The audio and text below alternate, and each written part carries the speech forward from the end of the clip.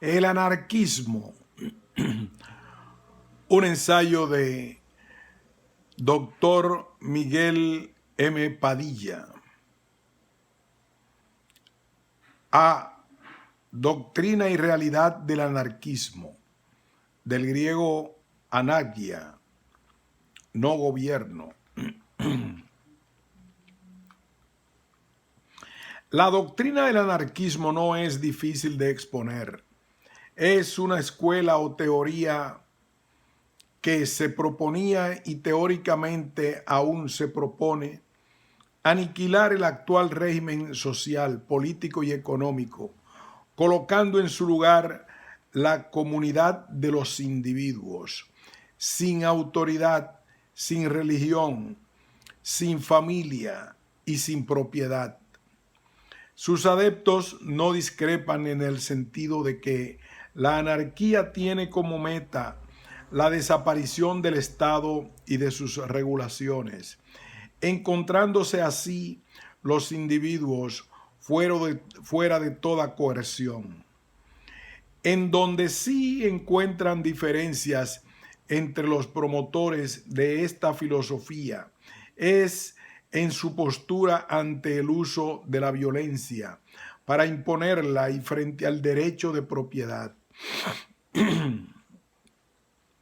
Por un lado, los anarquistas han sido representados como peligrosos y violentos, debido, por supuesto, a la perpetración de numerosísimos actos de esa índole, incluyendo revueltas, motines y asesinatos.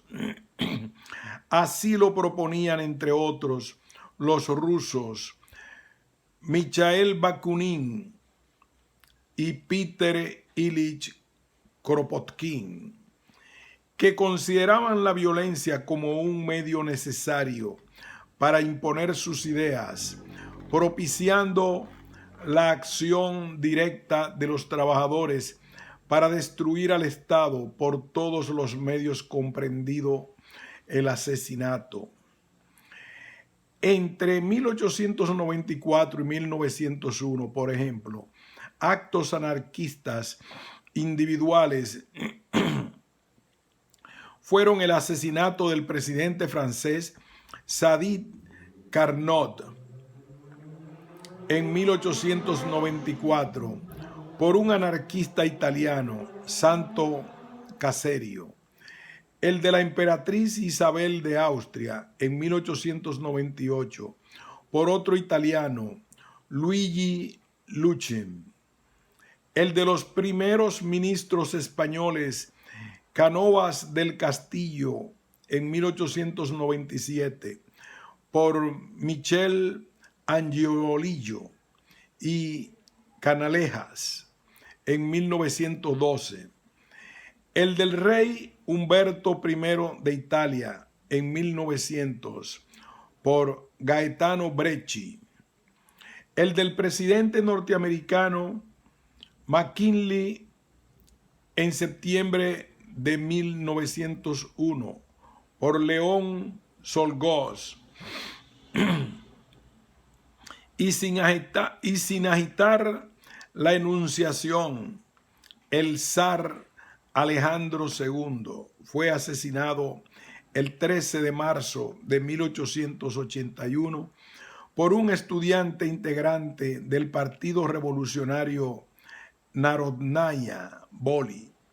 Ninguno podía ser considerado un tirano. En cambio, los anarquistas filosóficos, como el estadounidense Henry Thoreau, eran fundamentalmente individualistas que creían en el retorno a la naturaleza, el no pago de impuestos y la resistencia pasiva al control estatal. León Tolstoy, por su parte, profesaba un anarquismo cristiano, exento de violencia, como único método de lograr una verdadera revolución sosteniendo que la negativa a pagar impuestos, hacer el servicio militar o reconocer los tribunales acabaría por derrocar el orden existente. En cuanto a la propiedad, expresaba: la tarea nacional de Rusia es la de dar al mundo la idea de una estructura social sin bienes inmuebles. La propriété est le vol seguirá siendo una verdad más grande que la Constitución mientras exista la naturaleza humana. Esas ideas influyeron en el Mahatma Gandhi. No es dable omitir la mención de que, al promediar el siglo XIX, el economista francés Pierre-Joseph Proudhon elevaba el anarquismo a la categoría de movimiento de masas en su obra ¿Qué es la propiedad?, publicada en 1840. En ella concluía que toda propiedad es un robo y que los gobiernos son la maldición de Dios. Pero era adversario de la violencia y de los grupos organizados, comprendidos los sindicatos. Años más tarde, en España, los anarquistas llegaron a participar en el gobierno 1936 a 37, pero el conflicto entre anarquistas y comunistas en el seno de las filas republicanas durante la Guerra Civil, junto con el ascenso al prestigio del comunismo soviético entre 1941 y 1948, llevaron a la decadencia de la influencia internacional del anarquismo. Sin embargo, en el decenio de 1960, los sentimientos anarquistas resurgieron con el rechazo del capitalismo por el movimiento estudiantil, que coincidió con el desencanto por la política exterior soviética. En movimientos anarquistas recientes, como el grupo Baader-Meinhof y las Brigadas Rojas italianas, predomina el terrorismo. El anarquismo a finales del siglo XIX y comienzos del XX.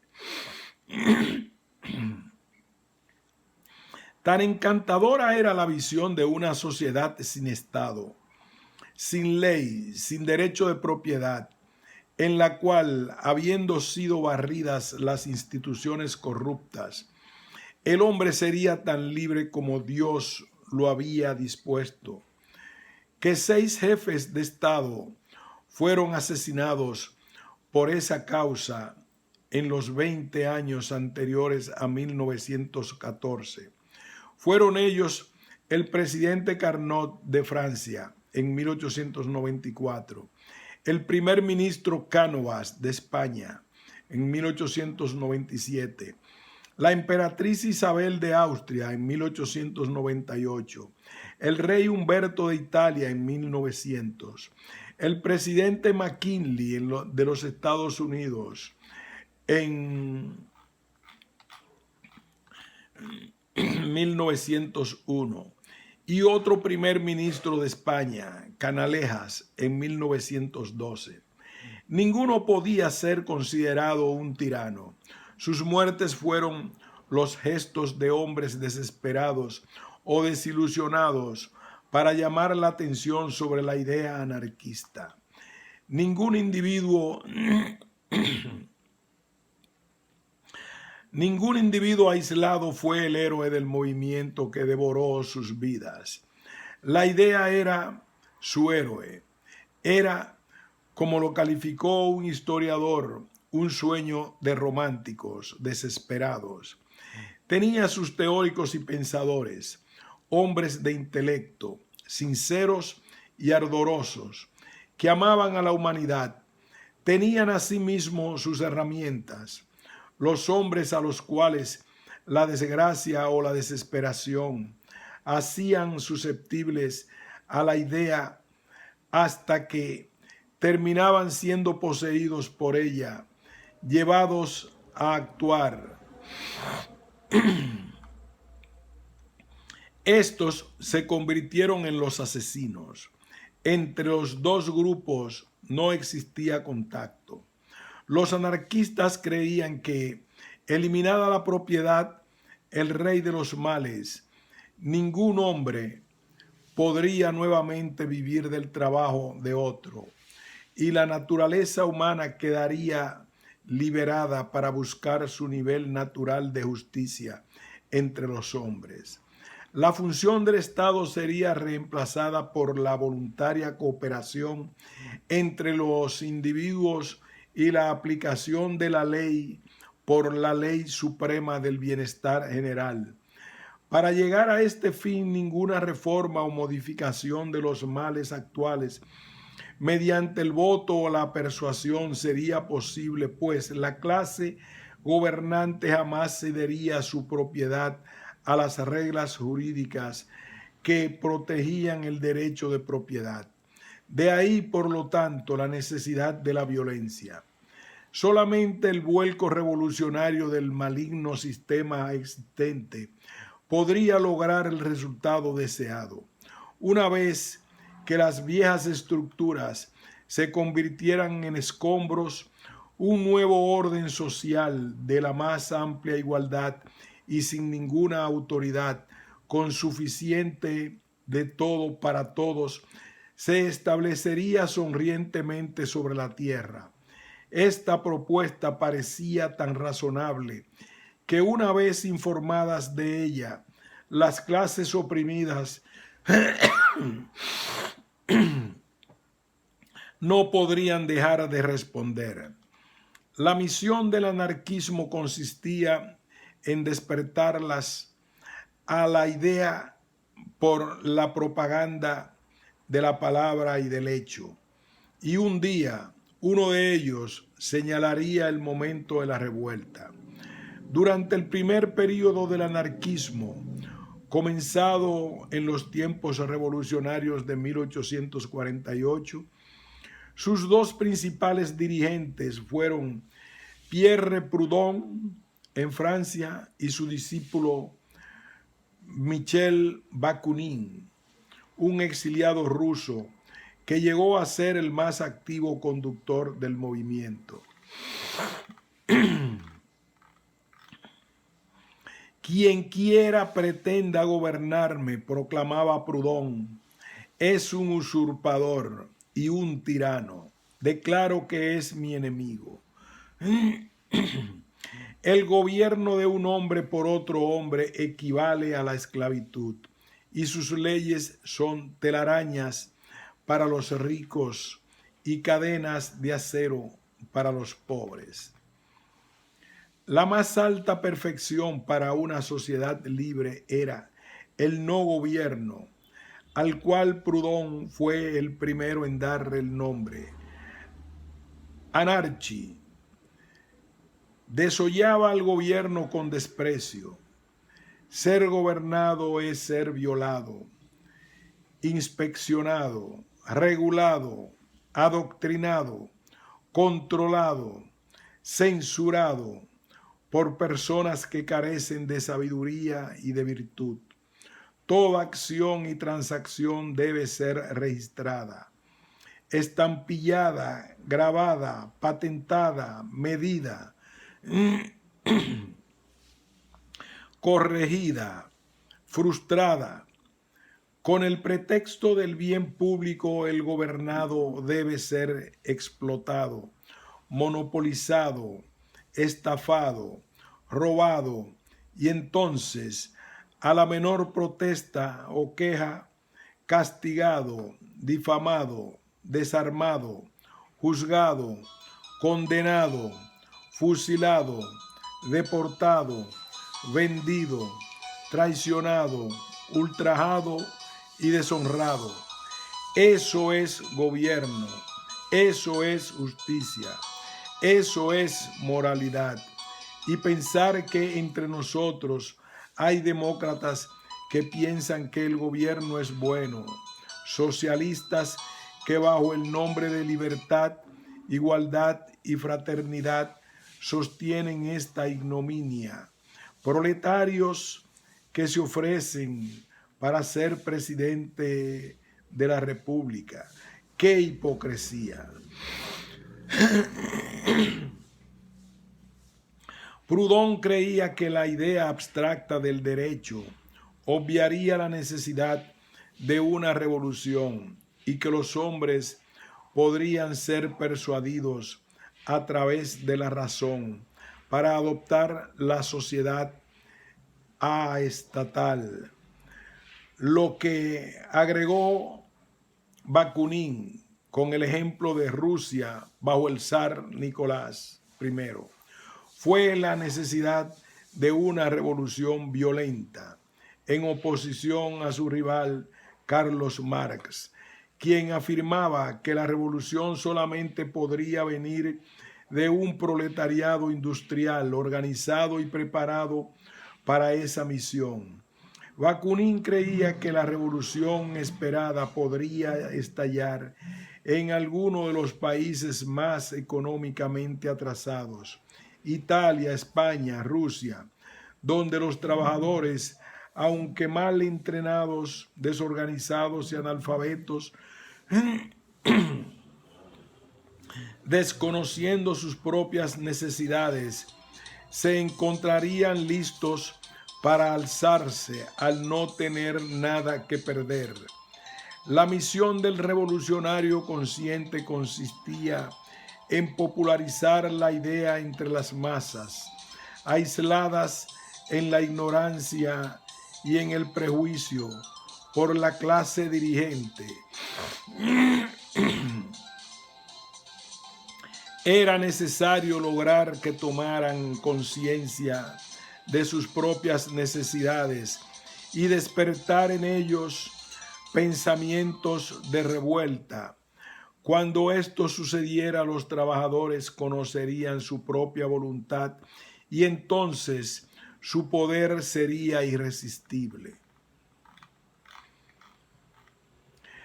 Bakunin, sin embargo, perdió ante Marx, que creía en la organización. Perdió el control de la Primera Internacional.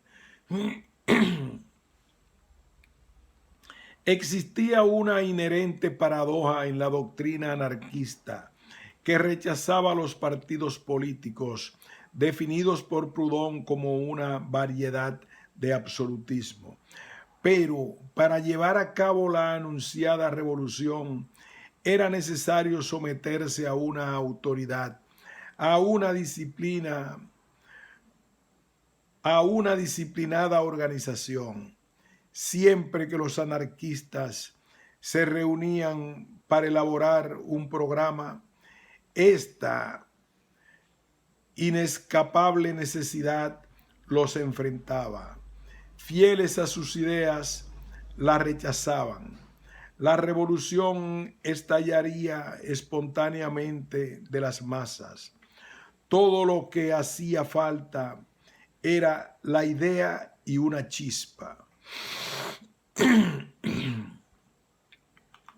C. El anarquismo en nuestro país. El anarquismo tuvo en el país amplia difusión y su radio de influencia estuvo, por un lado, en el campo de la literatura y por el otro, en el mundo del trabajo asalariado.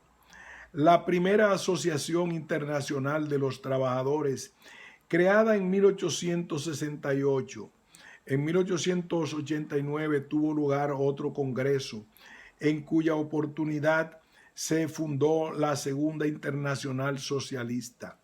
En particular, el ala bakunista tuvo núcleos simpatizantes de Buenos Aires y Montevideo.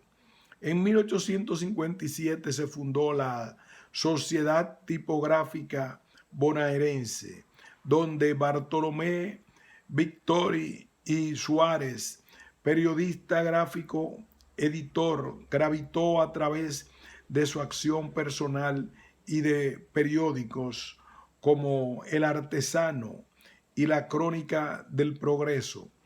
El crecimiento de los grupos libertarios en la Argentina se debió a la afluencia de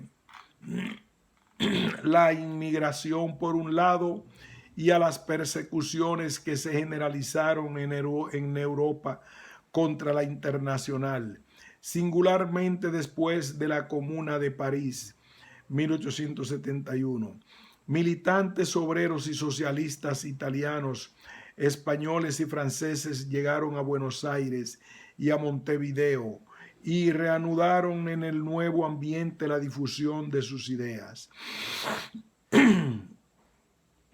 Uno de los perseguidos de Europa que dejó huellas persistentes de su paso por la Argentina fue el italiano Enrique Malatesta, que residió en nuestro país entre 1885 y 1889.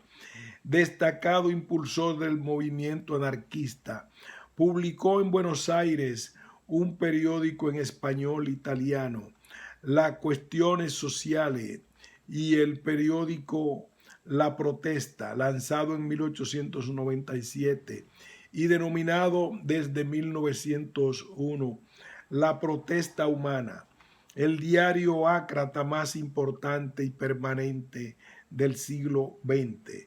Dio conferencias, alentó la organización de los trabajadores y dejó discípulos entusiastas. La presencia de escritores españoles como José Prat, Julio Camba, primero, y la elocuencia del sociólogo, criminalista y poeta italiano Pietro Gori después suscitaron gran fervor en la juventud estudiosa y obrera. Pascual Guaglianone en la tribuna, Alberto Giraldo a través de revistas como El Sol, Martín Fierro e Ideas y Figuras fueron los frutos de esa propaganda previa. En ese clima se formaron dramaturgos como Florencio Sánchez a comienzos de siglo, hasta de Filipis Novoa y González Pacheco en años posteriores. Poetas como José de Maturana, Carlos Ortiz, Federico A. Gutiérrez, incontables periodistas y escritores se distinguieron en la prensa anarquista durante más de medio siglo.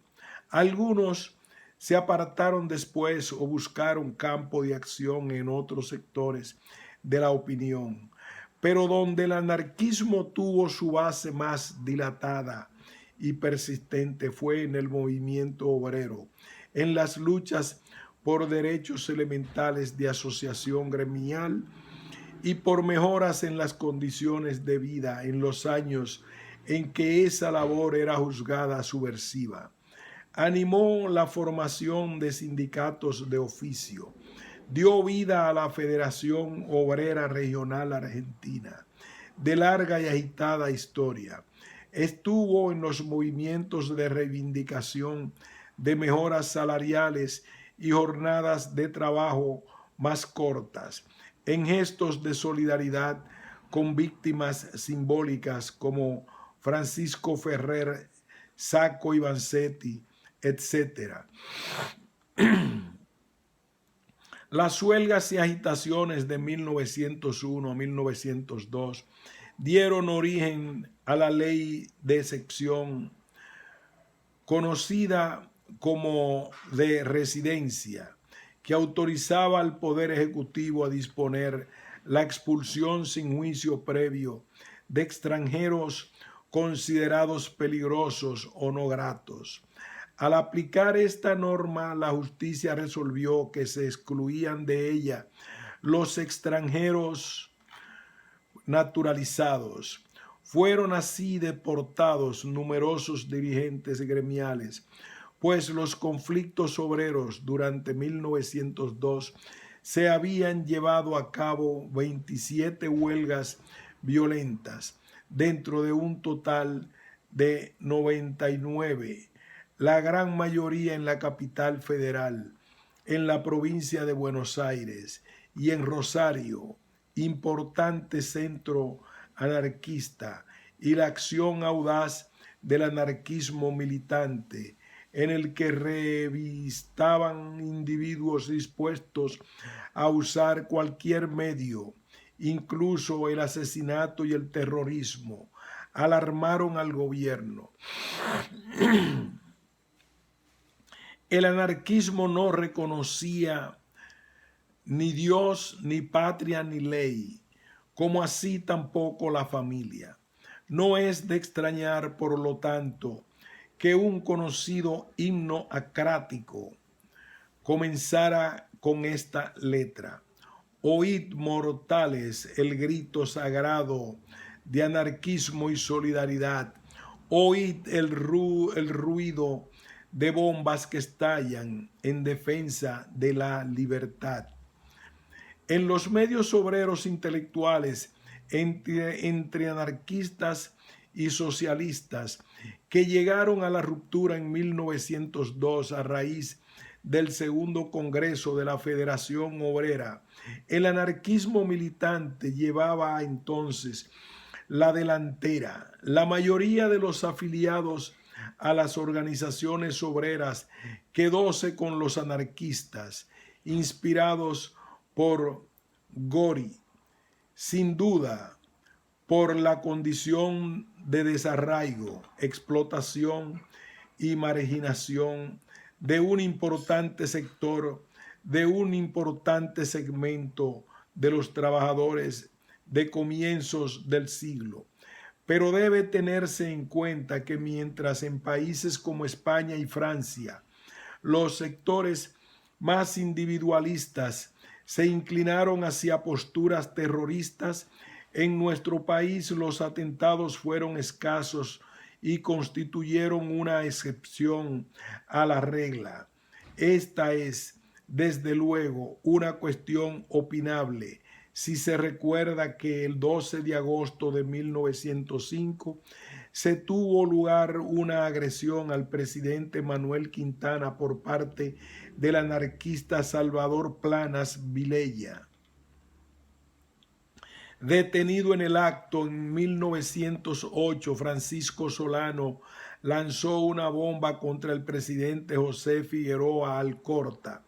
Un año después, la policía detuvo a Pablo Caraccioni por haber arrojado bombas, aunque bastante años más tarde, en 1929, el anarquista Gualterio Marinelli atentó contra el presidente Hipólito Yrigoyen.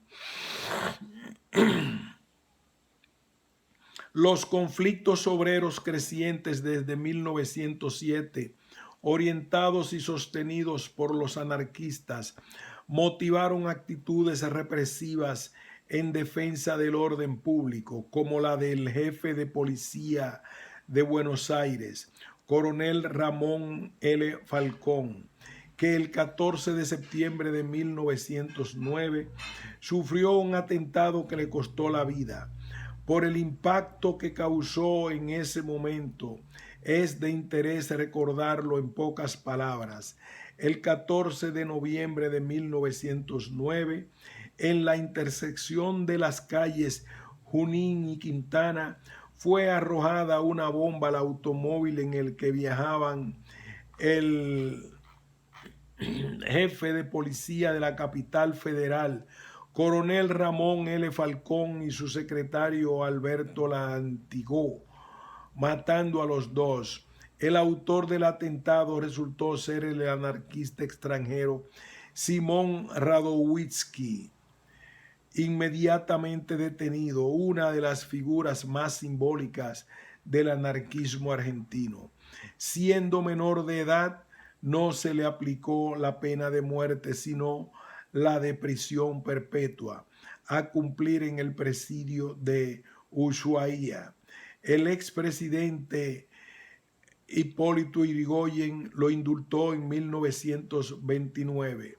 Una nota de interés: un periódico de la ciudad de Junín, La Lira del Pueblo, había hecho la apología del asesinato del coronel Falcón, por lo cual se le inició un sumario por infracción al artículo 12 de la ley 7029 de defensa social.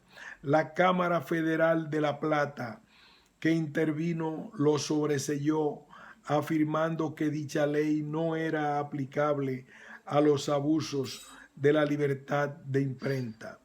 La efervescencia y el descontento en el período de las fiestas del centenario, que obligó al gobierno a realizar millares de detenciones, de confinamientos en Ushuaia y de deportaciones, etc., así como las agitaciones sociales durante la Primera Guerra Mundial y luego la Segunda Trágica de enero de 1919, la defensa de los huelguistas de la Patagonia 1920 al 22, etc.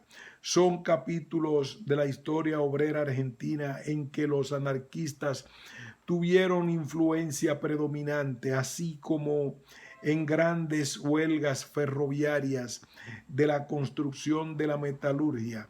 Uno de los exponentes de su acción fue el diario anarquista La Protesta, lanzado en 1893 y denominado desde 1903 La Protesta Humana, cuya franquicia postal fue anulada en 1933, desde cuya fecha llevó una vida irregular, con talleres propios, varias veces asaltados e incendiados por adversarios políticos. Editó folletos por centenares de millares, diarios, revistas, etc. En varios periodos, Buenos Aires tuvo 2 diarios anarquistas, sin contar una treintena de semanarios y revistas y numerosos órganos de orientación gremial. Pueden mencionarse así, entre muchos otros, con salidas semanales, quincenales o mensuales: El Rebelde, El Perseguido, Germinal, La Avenir, La Batalla, La Montaña, La Vanguardia.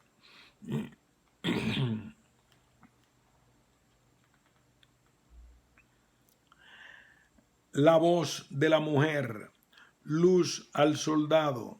En 1895 se publicaban 143 periódicos en esa ciudad, y 7 de los cuales la orientación anarquista y socialista.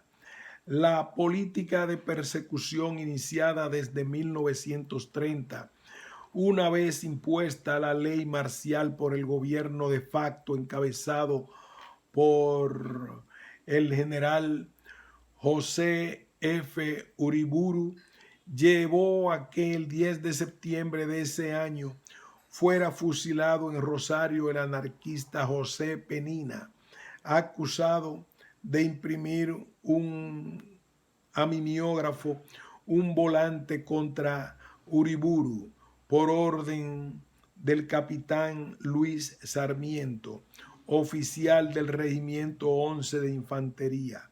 2 años después, en San Juan, el capitán Sarmiento fue asesinado por un desconocido. El 1 y el 2 de febrero de 1931 fueron fusilados en la Penitenciaría Nacional los anarquistas Severino Di Giovanni, con un largo historial de atentados y asaltos expropiadores, y Paulino Scarfo. El primero de ellos pretendía justificar sus delitos contra la propiedad alegando que de ese modo se cumplía una importante función social y era el símbolo de un sector anarquista que propugnaba la lucha armada. Su defensor de oficio, el teniente primero Franco, fue arrestado y posteriormente dado de baja. ¿Cuándo y cómo terminó el anarquismo argentino? Refiriéndose al caso español, se ha dicho que este movimiento se perdió en la evolución de los tiempos, aunque advirtiendo que la guerra civil de 1936-39 y su resultado constituyeron un factor de mucha importancia en este desaparecer, pero sus problemas de libertad e igualdad quedaron incorporados a la cultura de la sociedad europea y por lo tanto como susceptibles de extenderse al resto del mundo occidental. El anarquismo argentino también se fue disolviendo hacia el fin de la tercera década del siglo XX, aunque como su homónimo hispano, dejando instalados en nuestra sociedad problemas de libertad e igualdad. Su desaparición obedeció asimismo a la expulsión iniciada en vasta escala a partir de 1930 de numerosos militantes españoles e italianos o su voluntario retorno a sus patrias y al cambio del panorama político, social y económico de la Argentina, operado desde entonces. Por otra parte, las transformaciones y las aceleraciones de procesos de carácter cultural también ayudaron a marginar al anarquismo. Paralelamente a la argentinización de las generaciones de hijos de inmigrantes, los avances de la escuela pública se consolidaron definitivamente y el consecuente aumento de la alfabetización de buena parte de los trabajadores contribuyó a acercarlos a una industria cultural en constante expansión.